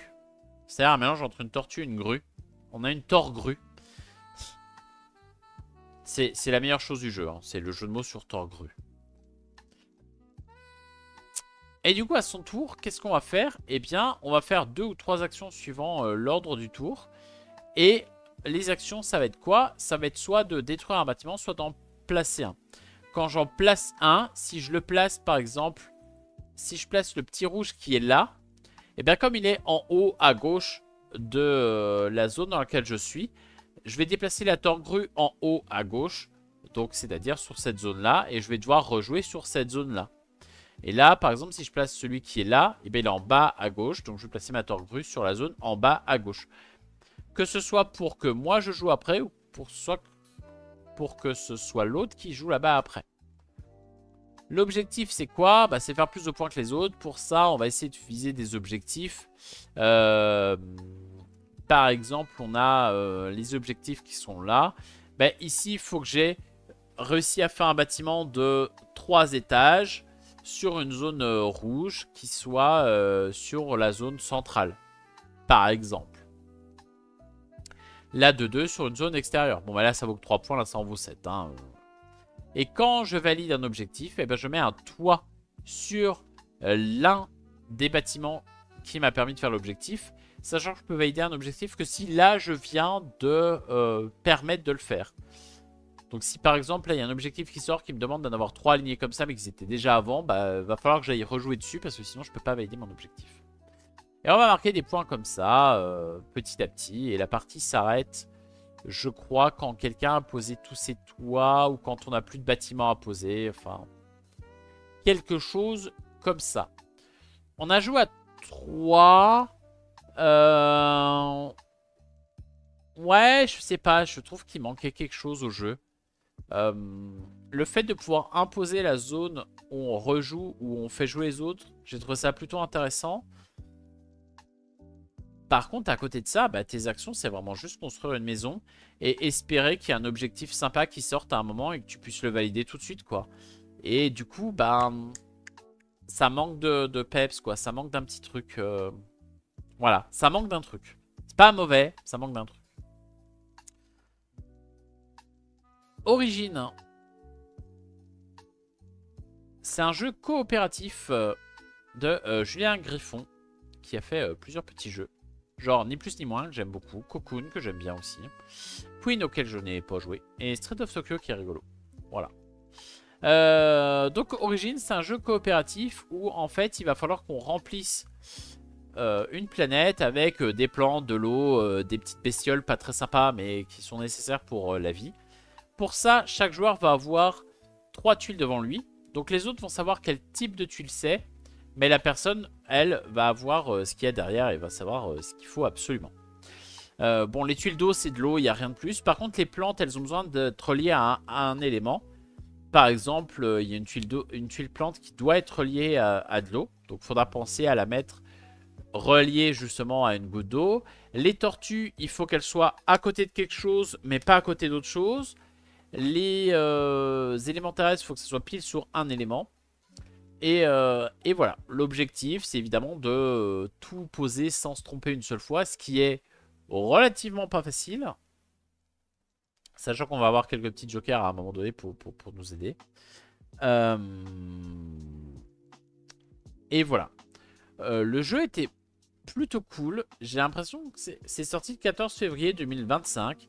J'ai l'impression que c'est sorti dans le calme le plus total. J'ai pas vu une seule publication. J'ai rien vu passer sur ce jeu alors qu'il est pas si mal. Je vois 6-2 de moyenne. C'est un peu faible quand même. Oh, Amélie, je connais. 3-3. Ouais, je sais pas. Après, moi, ce que je lui reprocherais, c'est que potentiellement, quand tu as gagné, est-ce que tu as envie d'y rejouer? En fait, ça fait partie de ce style de jeu un peu puzzle game à plusieurs où bah, quand tu y arrives, est-ce qu'après tu y rejoues? Mais je vais le mettre dans le coin prochaine parce que je le trouvais vraiment cool. Je trouve que ça c'est un peu décevant que les gens n'y aient pas plus joué que ça. C'est un peu décevant qu'il n'ait pas fait plus de bruit que ça à sa sortie, parce qu'il y a des jeux beaucoup moins bons qui font beaucoup plus parler que ça. Et ça, c'est triste. Orapamine, c'est un petit jeu de déduction qui n'est pas encore sorti en France. Il est disponible qu'en anglais et en japonais coréen. Où le principe, il est simple, ça reprend un peu la bataille navale. C'est-à-dire que derrière son paravent, on va chacun cacher donc une configuration avec des pièces de couleurs et de formes différentes. L'objectif, c'est de trouver où sont ces pièces chez l'adversaire. Mais pour ça, on va pas taper en A3 ou en machin. Pour ça, on va pouvoir envoyer un faisceau lumineux. Donc par exemple, on peut envoyer un faisceau lumineux en B ici. Non, pas en B, ça va m'embêter. En L, par exemple. Si je tape en L, mon faisceau lumineux, bah, il tape sur le blanc, il rebondit et revient là. Donc là, moi, si l'autre me demande ce que ça fait s'il envoie un faisceau en L, je vais lui dire, bah, ton faisceau revient en L, mais il est de couleur blanche. Si il tape, par exemple, en 10, bah, il va faire tape. Là, il va cogner là, il va aller là, puis aller là. Donc s'il tape en 10, je vais lui dire, bah, ça sort en P et ça sort vert. Parce que c'est un mélange de bleu et jaune. Etc. etc. Et l'objectif pour l'autre, bah, c'est de retrouver où sont les pièces. Donc soit on tape en laser, soit on désigne une case spécifique. On dit, bah, il y a quoi là? Il y a quoi sur la case L... J'allais dire L5, je suis dommage, je peux pas le faire. L4. Et l'objectif, bah, comme c'est trouvé en plus rapidement que l'autre, voilà. Gros problème, je trouve, c'est sur la fiche, elle est vraiment petite. Et t'as pas moyen d'écrire vraiment beaucoup de choses dessus. Ça, je trouve que c'est pas hyper pratique. Mais le jeu est hyper malin sinon. C'est vraiment, vraiment, vraiment chouette. L'auteur, est-ce que l'auteur a fait d'autres choses? Il a fait Tasso Banana. Qui va sortir, qui est sorti chez Matago. Un jeu avec plein de bananes. Ok. Ok. Gardons ça pour plus tard. Et donc Orapamine, c'est un petit coup de cœur. C'est un petit coup de cœur. Orapamine, c'est vraiment bien. Et c'est jouable sur BGA. Je sais pas si c'est noté là. Ah, je vais leur dire. Je suis quasiment sûr que c'est jouable sur BGA. Vérifions.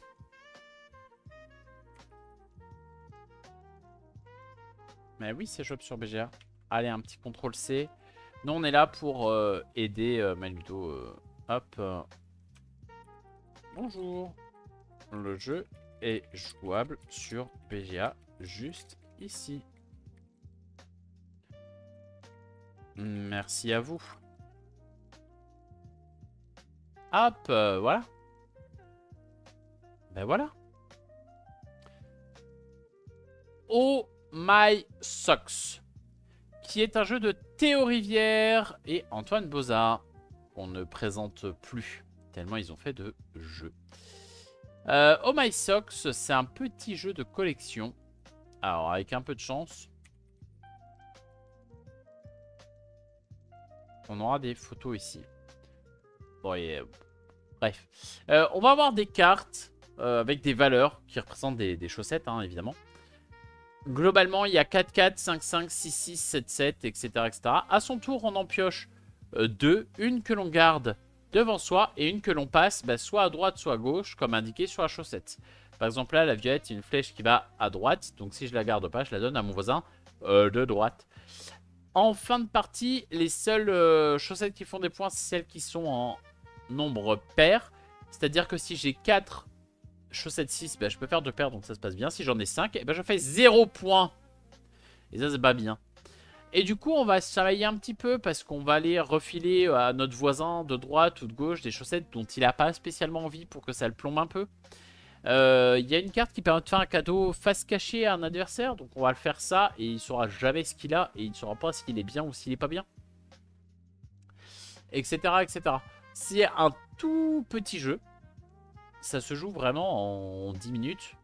Marqué 15-20, mais voilà. 6 ans et plus, c'est vraiment, vraiment ce qu'il faut. Et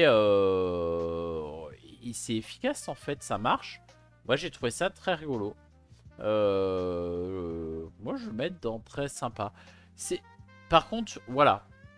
Typiquement, quand on parlait du Skyjo, tu vois, je vais préférer jouer à Oh My Socks qu'au Skyjo. Ça demande pas vraiment... En fait, ça demande rien de plus que le Skyjo parce que vraiment, c'est tu prends, tu donnes, tu prends, tu donnes, tu prends, tu donnes. Mais il se passe des trucs, tu vois. Tu peux faire des petits coups méchants. T'as un mini choix à faire à chaque fois. Le peu que ça donne, moi, ça me suffit pour le faire passer au-dessus. Voilà. Pardon, j'étais en train de pêcher. Très bien. Bah, pêche, hein, qu'est-ce que je dise.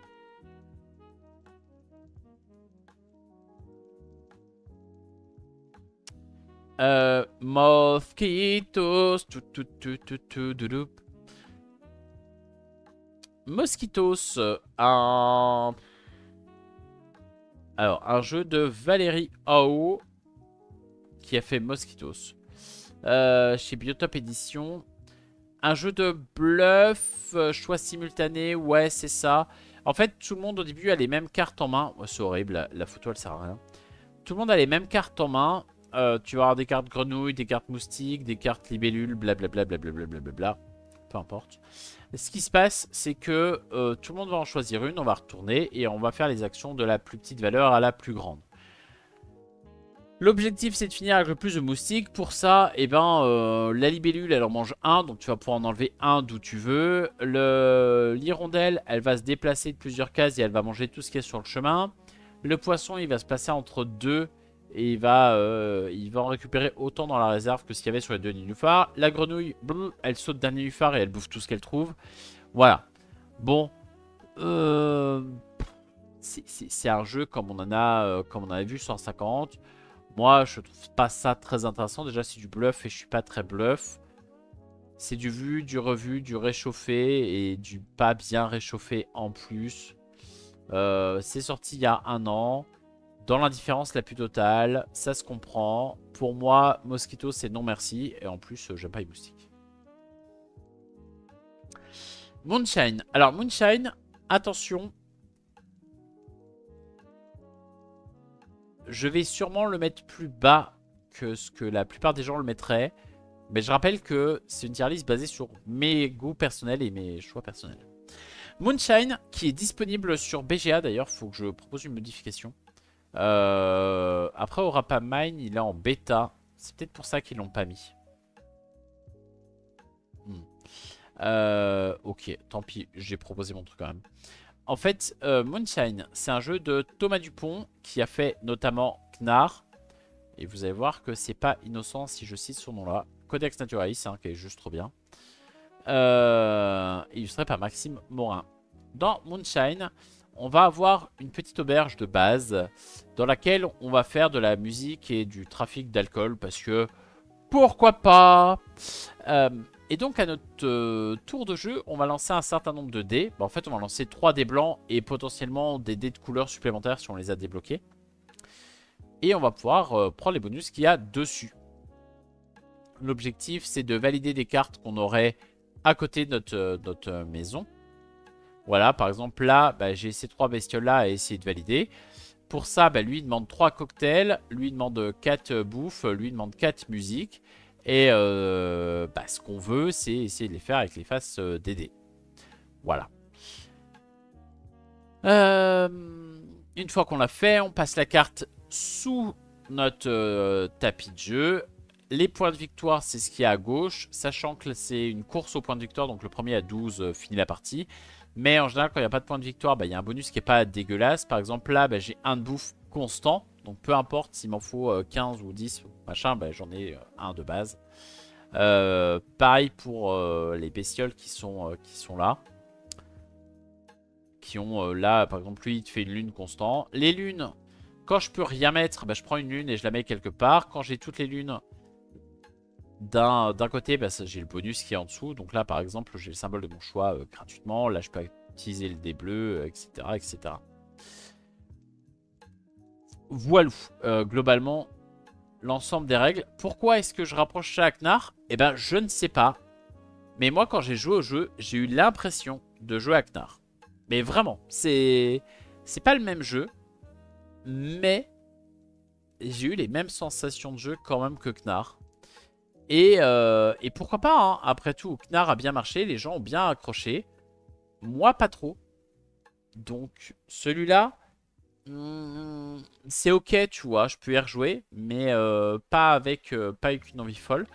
On y a joué sur BGA. Alors, pareil, j'ai requitté la page BGA. Je suis vraiment intelligent, moi.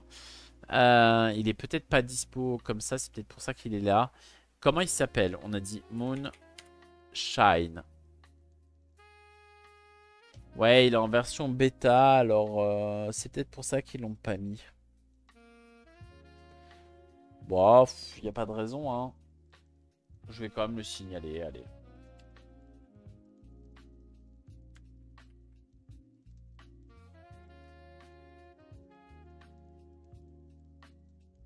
Ok, bah je regardais s'il m'avait mis un truc plus précis que ça. Hop.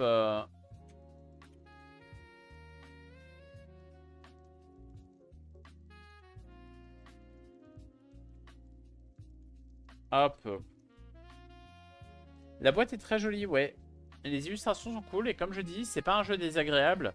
Moi, j'ai pas beaucoup aimé Knarr, j'ai préféré Moonshine, mais ça reste un type de jeu qui est pas trop pour moi. Donc, je vais mettre à l'occasion parce que si on y rejoue sur BGA, pourquoi pas. Mais j'achèterai pas la boîte pour moi, c'est sûr. C'est pas le style de jeu dans lequel je m'éclate le plus. Mon puzzle aventure Phobos, ça c'est un jeu solo pour enfants. C'est marqué 5-10 ans. Mais j'ai quand même réussi à le faire alors que j'ai plus que 10 ans. Et ouais, jeu de Antonio Bocara et Romaric Gallonier. Et bah, le jeu est simple. En fait, tu as des pièces de puzzle dedans. Tu fais le puzzle qui ressemble à un truc de l'espace. Et en fait, après, tu choisis un des 3 personnages qu'on te propose. Tu le repères sur le puzzle. Tu prends la pièce de puzzle avec lui dessus. Tu retournes. Et là, il y a son histoire qui commence. Il va dire: oh là là, la station, il y a un problème. Oh, il y a des vis qui sont parties. Trouve les 3 vis sur le puzzle. Et là, tu retrouves les 3 vis sur le puzzle. Tu enlèves les pièces et tu les ranges dans la boîte. Et au fur et à mesure, comme ça, en fait, tu vas ranger l'intégralité du puzzle dans la boîte tout en faisant ta petite histoire. Donc en fait, c'est un jeu où tu construis un puzzle et ensuite tu le défais et tu le ranges dans la boîte en faisant ton histoire. Il y a 3 personnages, donc tu as 3 histoires différentes à faire. Et je trouvais que leur livre aventure était incroyable, mais je trouve que leur puzzle aventure l'est tout autant. Ils ont gagné l'As d'Or l'année dernière, je crois. Ou l'année d'avant, peut-être. Et c'est amplement mérité. Moi, j'ai trouvé ça extraordinaire. Et ça va partir dans un coup de cœur. Parce que c'est un jeu enfant, mais c'est vraiment trop bien, en fait. C'est vraiment trop bien. Il faut jouer au puzzle aventure. Mississippi Queen de chez Super Meeple, qui est une réédition. Donc c'est un jeu de Werner Hodel. Le jeu de base date de 90, je crois. 97, voilà. Donc un vieux jeu qui a été refait 20 ans plus tard. Avec du matos un peu plus joli. Matos, illustration un peu plus Pepsi quand même. Là ça donne un peu plus envie de jouer que l'autre. Jeu de course. Tout simple, à ton tour, tu peux augmenter ta vitesse de 1 ou reculer de 1. Tu avances, tu as le droit à un virage gratuit par tour. Objectif, récupérer deux jeunes demoiselles pour les mettre dans ton bateau et être le premier à arriver au bout. Rien de très compliqué à ça, mais le jeu est rigolo. On a joué à peu près 30-45 minutes, donc ça c'est pas déconnant. Est-ce que le jeu méritait une réédition? Je suis pas sûr parce qu'on sent quand même que le jeu est vieillissant. C'est-à-dire que pour 97, moi je pense que quand j'aurais été gosse, j'aurais adoré jouer au jeu. Mais je pense que maintenant, il y a mieux en fait. Pour le même public, il y a mieux qui est sorti. Et 45 balles pour un mini-jeu de course comme ça, c'est dur. Le 10 sur 10, à mon avis, c'est soit quelqu'un qui a une grosse nostalgie, soit je sais pas, soit c'est l'auteur du jeu. C'est pas impossible. J'irai pas non plus à mettre 3, mais c'est pas voilà, c'est pas le jeu du siècle. C'est pas le jeu du siècle. Moi, je veux dire, ouais. C'était rigolo, mais je l'achèterai pas et j'ai pas envie non plus de foncer dessus, quoi. Mindo licorne, parce qu'évidemment, si je peux choisir le thème du jeu, je vais prendre la licorne. C'est un petit jeu pour enfants de casse-tête. Globalement, tu as des tuiles recto-verso avec 2 licornes. Par exemple, tu peux avoir une orange, une verte, et derrière, elles sont violettes et roses. Et en fait, on t'impose, par exemple, la licorne jaune qui est là. Et après, on te dit globalement les couleurs qui sont un peu partout. Et bah, c'est à toi de connecter les tuiles, voilà, pour faire le carré de 3x3 ou de 4x4 pour que ça marche. Simplement. Il y a une seule note, c'est un 2. Je trouve ça un peu vache quand même. C'est du 5 ans et plus. On va pas se mentir que j'ai fait l'une des premières et ensuite j'ai fait la plus dure et que je l'ai réussi en un temps plutôt rapide. Mais en même temps, il y a plein de petits jeux d'énigmes comme ça qui sont pas durs parce que c'est pour les enfants. C'est du 5 ans et plus. Je suis plutôt rassuré de savoir que j'arrive à faire des énigmes destinées à des enfants de 5 ans. Voilà. Moi, je le mettrai dans l'occasion. Pour moi, non, pas d'intérêt. Mais pour les enfants, le jeu est pas débile, quoi. Ensuite, on arrive à Mitsukatsu, Mitsukatsu, Mitsukatsu, Mitsukatsu, Mitsukatsu.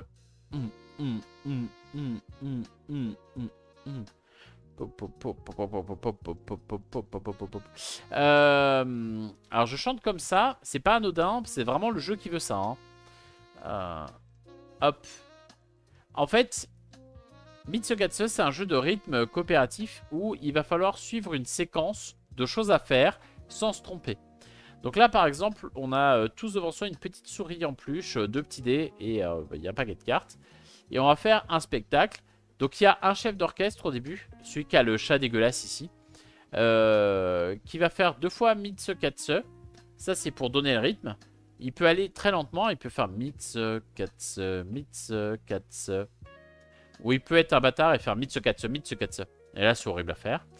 Et ensuite, eh ben, au premier tour de jeu, on a cette carte qui est révélée qui nous dit, bah, par exemple, il faut taper en rythme. Donc, on va avoir Mitsukatsu, Mitsukatsu, Mitsukatsu, Mitsukatsu, etc., etc. Une fois qu'on fait 3 fois en boucle, à la fin, on finit par le clou du spectacle. Ce sur quoi on se sera mis d'accord au début. Ensuite, manche 2, ben, on rajoute une carte. Manche 3, on rajoute une carte. Mais évidemment, on cache les premières. Donc, il faut se rappeler dans quel ordre il faut faire les choses et quelles choses il faut faire. Et quand il y a 7 cartes à se rappeler et qu'il faut les faire en boucle 3 fois, il y a un moment donné où ça foire. Ça foire relativement rapidement. Mais le jeu est débile. C'est très drôle. T'as la chanson en tête pendant 3 jours après. Parce que le Mitsukatsu, Mitsukatsu, Mitsukatsu, il reste en tête vraiment longtemps. Le matos est cool, le jeu est super bien, c'est drôle, on a envie d'y jouer avec tout le monde, on a envie d'y jouer tout le temps. Moi, Mitsukatsu, c'est un coup de cœur et je pense que c'est le meilleur jeu d'ambiance qui est sorti cette année. Voilà. Pour l'instant, et assez haut la main d'ailleurs. Micro, macro. C'est un peu comme Mitsukatsu. Tu peux jouer à Mitsukatsu avec micro, macro. Tu peux faire micro, macro, micro, macro. Bon, bref. Micro Macro Kids, le parc Zinzin. Micro Macro qui avait été élu As d'or il y a quelques années en phase de top 10. Je me suis toujours parmi. Top 10, je t'aime. Voilà, sachez-le. Sachez-le. Mon cœur est à top 10. C'était une grosse map en papier avec plein de petites choses qui se passaient dessus. Globalement, Micro Macro, il y avait des crimes odieux dans la ville. Il y a des gens qui mouraient, il y a des gens qui tuaient les autres gens. Et globalement, tu trouvais la scène de crime. Et après, il fallait que tu essaies de remonter un peu les personnages. Parce que les personnages apparaissent plusieurs fois. Par exemple, là, on voit que la dame au panier qui est là, et c'est la même dame au panier qui est là. Donc, tu peux remonter son trajet pour savoir ce qu'elle a fait et quand elle l'a fait. Et le problème de Micro Macro, à mon sens, c'est que le jeu de Où est Charlie, de trouver les personnages et de remonter, c'est bien pour les enfants. Bon, je le fais aussi, mais c'est quand même pour moi spécialisé pour les enfants. Le gros problème que je trouve à Micro Macro, c'est que les scènes de crime, elles étaient pas si soft. Hein. Il y avait vraiment des crimes pas jojo, quoi, qui se passaient dans les boîtes. Il y avait des boîtes aussi. Enfin, dans la carte, il y avait des boîtes. Il y avait une boîte d'échangisme. Il y avait une femme qui tue son mari parce qu'elle le trompe. Enfin, c'était des histoires assez sordides. Je trouvais pas ça fifou pour les enfants, quoi. Un peu sceptique. Et quand la première boîte a gagné, je me suis fait, il y a espoir que la deuxième soit un peu plus spécialisée pour les enfants et que du coup ça aille mieux. Il s'est trouvé que non. Il y a 4 boîtes de sortie et les 4 sont globalement pareilles. Et en plus, quand je dis globalement pareil, les enquêtes elles se répètent un peu, c'est un peu chiant. Et ce que j'attendais de Micro Macro, bah, il est là en fait. Le Micro Macro Kids, il y a deux choses qui changent par rapport aux autres. La première, c'est qu'on a le droit à des petits jetons en plastique pour pouvoir les poser sur la carte et pour pouvoir se repérer. Ce qui me semble être un indispensable. Hein. Personnellement, je jouais avec sur les anciennes versions, mais il a fallu que je les prenne d'un autre jeu et c'était un peu chiant. Et la deuxième chose, c'est que c'est pas des meurtres. C'est en général des vols ou... la dernière enquête que j'ai faite, par exemple, c'était une personne qui était sur un banc et qui pleurait. Il fallait trouver pourquoi elle pleurait. Et tu remontais un petit peu son chemin et tu voyais ce qu'elle a fait. Pareil, il y en a un autre où il y a eu une infection. Il y a quelqu'un qui était malade. Et il fallait remonter pour voir qu'en fait, il avait serré la main à quelqu'un d'autre qui du coup était malade, etc., etc. Et tu devais chercher un petit peu le patient zéro du truc. Et c'est trop cool en fait. Parce que là, ça devient des histoires qui sont vraiment adaptées aux plus jeunes sur une mécanique qui est adaptée aux plus jeunes. Et donc là, ça prend tout son sens. Pour moi, Micro Macro Kids, c'est ce qu'aurait dû être Micro Macro de base. Est-ce qu'on a trouvé Charlie? Oui, on a trouvé Charlie. Il était là depuis tout ce temps. Mais voilà, le premier, par exemple, c'est juste... oh, yeah, j'ai perdu mon chapeau. Mais voilà, Micro Macro Kids, du coup. Allez, je mets une note. Moi, je vais mettre 10. Et je mets dans les coups de cœur parce que c'est ce que devait être Micro Macro à la base. Et là on sent qu'on a trouvé Micro Macro.